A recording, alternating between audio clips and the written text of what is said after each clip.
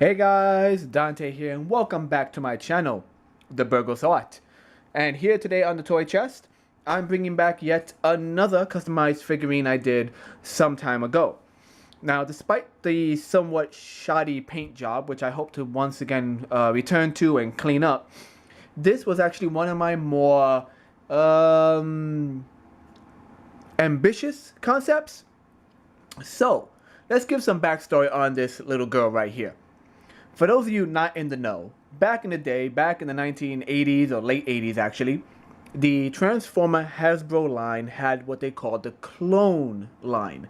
Basically, these were figurines, Transformers, that looked nigh identical, aside from a few bits maybe on their back or on their shoulders, that would then transform into different vehicles or animals.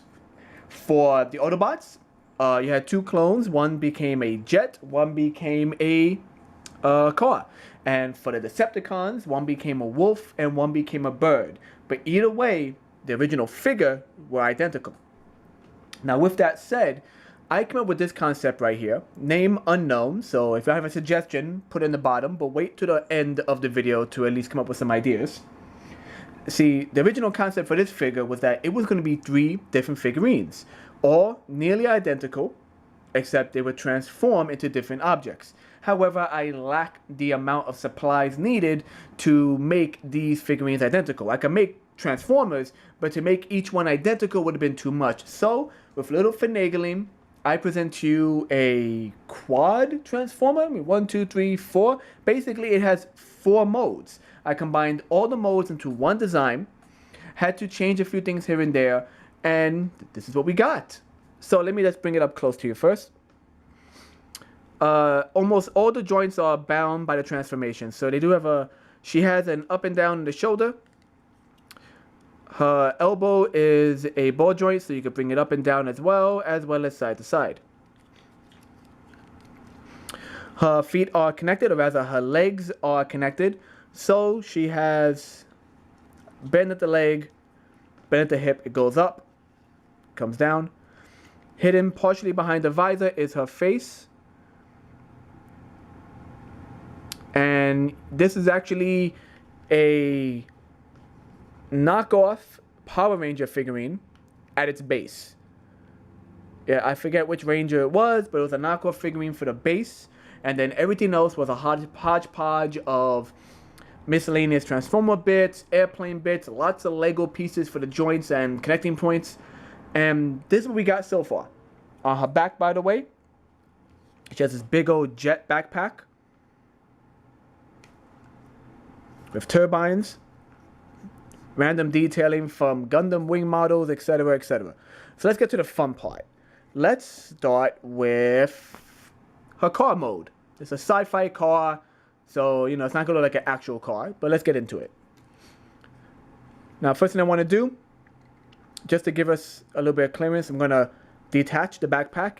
It's attached with a Lego piece right here for these Lego stubs right there, so I'm going to bring that back for now. The car transformation is pretty simple. You lift the arms up. The arms do have these rings on the inside. One ring is set higher. One ring is set lower. So when they connect via, once again, a little Lego stub right there, a little Lego hole right there, they intersect like that. And they sit flat on top of her square head. Let's take this front piece, bring it back up. It sits on front. Really simple. Feet go back. And the legs collapse inward.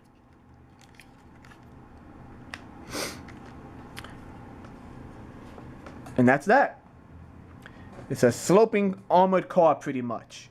It's, you know, just turbine car, heavy blast shield, little painted on headlights. Bit of a visible hand syndrome right there, but it is what it is. We have painted on lights in the back, painted on lights by the feet. Maybe I'll add a sticker down there to indicate a kind of license plate. Cool aerodynamic design, whatever. And gray streaking all the way down, green streaking all the way down. The wheels regretfully do not turn, but Makes a nice little standalone piece. And that's that. Now for the second mode, we're gonna go into her jet mode. Once again, raise this up, but this time bring it all the way back. Have it sit right back there. You're gonna separate the arms from the front. Bring them out to the side just for now.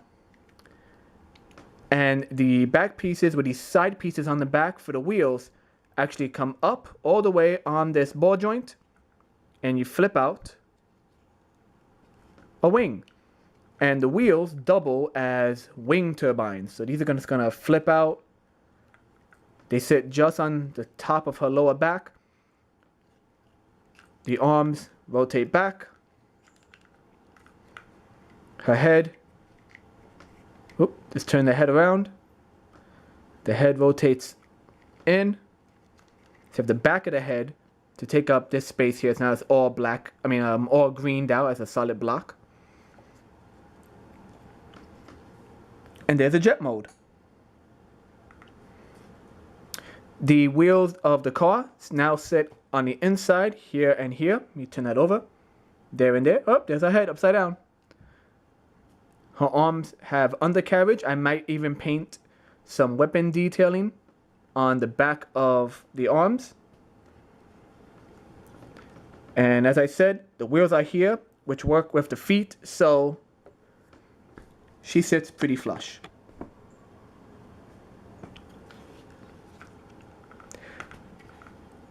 Let me back up if I can. I'm gonna expose the side of the side of the table.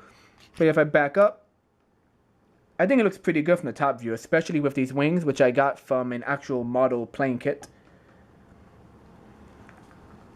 Not too bad from the front, a little chunky on the side. Once again, the jet turbines. But as I said before, it is what it is, and I like it. And now, for her final mode, as I zoom in back. There we go, just a little bit. There we go. Okay, so we're back zoomed in. So, we have a armored futuristic car for the ground mode. We have a jet for the air mode, and if you can have 3 different modes aside from the robot, you need a sea mode. I went through a number of ideas. I was thinking maybe I could make it into a boat, into the hover boats, the ones they use in like the bayou with the big inflatable bottom. But what I came up with, I was pretty happy with. So, let me see, how should we start this? Let's bring back, let's bring forward the arms, get them out the way. There we go. We're going to collapse the wing back under and put them to the side for now. We're going to re-extend her legs. Let me zoom out. There we go. We're going to re-extend the legs. We're going to turn the head right side up. There we go. And we're going to turn her head facing forward.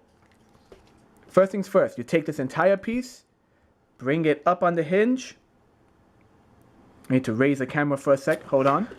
Okay, so the back piece, which once again was at one point the jet engine and the front of the car, you bring it all the way up and then you bring it forward. Right here is a little cutaway hole, 1, 2, and 3 for her head and her little jet engine intake valves, her shoulder pads. Gonna bring it all the way up and it collapses just over the head. There we go. The legs, which were pulled back out, bend at the knee, bend at the waist, and the whole thing collapsed into a cube. Stick with me now. Now the arms have a shoulder joint, an elbow joint, and a weird bicep joint I added purposely. So when you bring the shoulders in, you're gonna rotate the hand upside down. So so the fists are now on the bottom. Same thing here. Rotate upside down. So now you have this bicep joint which allows you to go forward and back like so.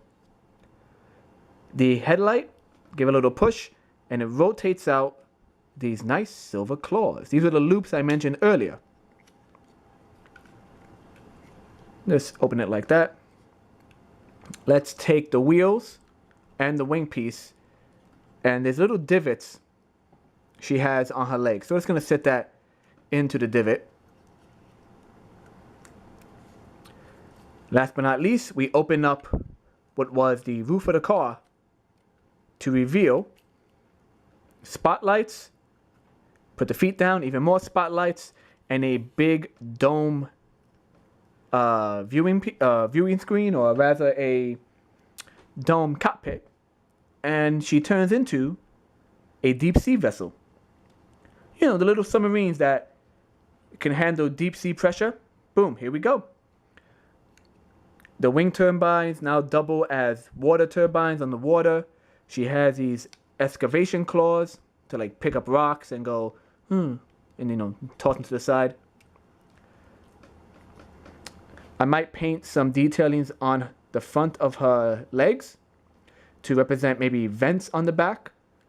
Luckily, her knee pads and these kind of side knee pads do a good deal of adding fin detail.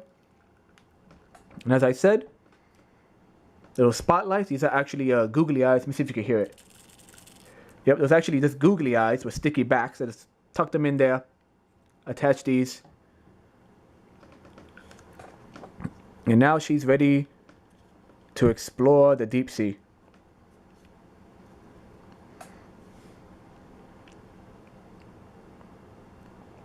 I'm quite happy. I think is one of my favorite modes.